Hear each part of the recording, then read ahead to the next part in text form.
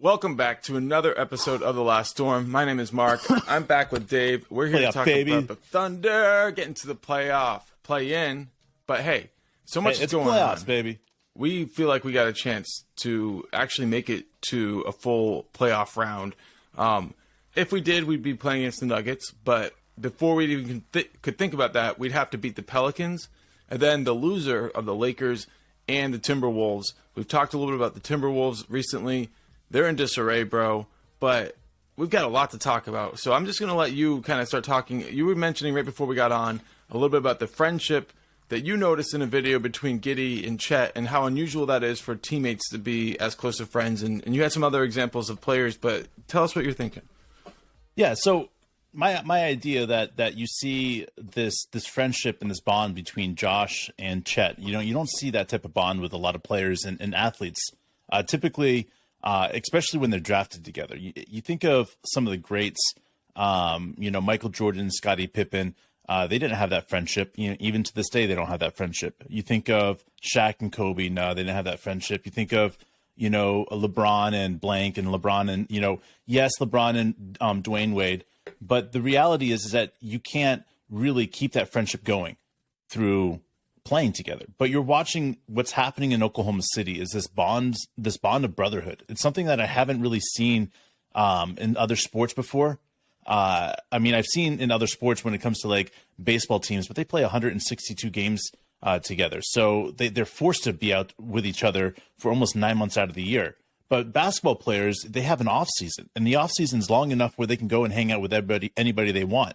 So when you see Chet and Josh, that they have this bond and connection and they're doing everything together, to me, it solidifies exactly what's happening in Oklahoma City in a time that the NBA is just fucked when it comes to players. I mean, think about Mason Plumlee, who's one of my favorite guys when it comes to keeping his cool, right? And him and Bones Highland get in a shoving match in the Clippers game. And then you look at it and Rudy threw a punch at Nick. And it's just like, what the fuck's going on? And it's like, this happened on TV. And it's like, why is this all happen? Well, it's because you're taking athletes, right? And you're mixing this in high intensity. And you don't know how everybody's going to react and act. And I think that's why it's so important when you're looking at Sam Presti putting a team together and recognizing that, what I would consider hotheads. You can have a team with one hothead, right? And you can, as a team, calm him down and make them like, hey, it's all right. We got this, right? Mm-hmm. But if you have a team full of guys like Mason Plumlee, who, runs on hot, and you throw him in there with Bones, and all of a sudden you're going to have an issue because you have two hotheads that are going at it, and it doesn't matter, what team or what organization it is, you're going to have those mentalities and those, the way of acting. And so when you see certain guys leave Oklahoma City Thunder, to me, that's what I'm going to be looking at, is the guys that don't fit in with that personality. And because it's an organization and loyalty and it's brotherhood that this Oklahoma City Thunder have to keep going, especially with a new CBA that's coming out. And it's incredibly important, bro.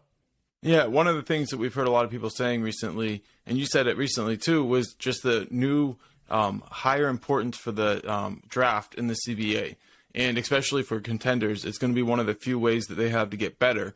They need to find a way to keep improving. And unfortunately, a number of the traditional levers that the contenders have pulled to stay good are going to go away with the new CBA. So that's going to leave the pressure on teams to figure out how to maximize the draft even more, which, let's face it, we're set up for that next future of the draft. And we're talking about a team that's about to play the play-in, but also has the most draft capital of any team I've seen before. I know some other teams now have sort of caught up to the Thunder, and they kind of are in a race for most first-round picks and things like that. But the reality is the Thunder set a new standard on how you do a rebuild. But they also managed to find a way to sneak into this play-in game. At the same time, you see a team like the Timberwolves, like you mentioned, they mortgage their future on an experiment that turns out, at the very least, is going to be something that's going to take a lot of healing to ever see come to fruition. So what does it all mean? It means it's a great time to be a Thunder fan. Yeah, and we were watching the CBA, and there's more information coming out about the CBA and why the draft is going to be more valuable. Mark and I were talking, the old school trading 3 or 4 first-round draft picks for a star player is going to be gone. Like, you might be able to get 1 first-round draft pick and 2 second-round draft picks in the future for a star. And it's because there's so much money that goes with it in exchange, and there's so much other things that have to be, just be perfect. And it's not just old school, like, okay, let's go out and get LeBron James and company. Like, you can't, go and recruit anymore. It's going to have to be by the draft and building teams by the draft, because they're going to see the respect and the level that you can't have superstars and then junk players, and that's what it could turn into, is where you're going to have these massive superstars and then you're going to have players that are just going to be like, whoa, like these guys wouldn't even make it on a different team, because then you're going to have other teams that are going to be like what would think the Oklahoma City Thunder are going to do, right? And they're going to extend these young guys early on in their career and allow this to push out the date that we actually have to pay them. Because I wouldn't be surprised if we come out the second the new CBA comes up, that we extend J-Dub and extend him for 4 or 5 years at $100 million. Because why wouldn't he do that? Why wouldn't he sign that? Because that's what this new CBA is going to allow us to do as the home team. And we'll be able to take control of what happens with these guys early on in their careers and allow them to stay there for much longer than originally people thought. Yeah, there's a lot of new elements of the CBA. Seems like mostly the structure of things is staying the same, but there's a lot of tweaks, and those tweaks have a lot to do with how teams are going to be building for the future. And I think you kind of hit it on the head with that. And I think it's important for, as the new information keeps coming out, for us to keep looking at it, because there are a lot of external factors that have to do with the NBA that really could affect the Thunder. One of the things that we talk about a lot is an expansion draft and having a plan for that, because that's one of the things that is just a reality of the potential of the Las Vegas and Seattle getting a new team. Those things could seriously affect where the Thunder, his future is headed. But when you look at the top of it and you look at the guys that really got his chance to take a break and sit out this last game against the Jazz, and we were able to get that win in really a great way. Spectacular game by Trey Mann, great game by Ousmane Dieng. Everybody who played really well, and I loved watching that win. It was a party in the home crowd for everybody who had really been supporting the team all year long.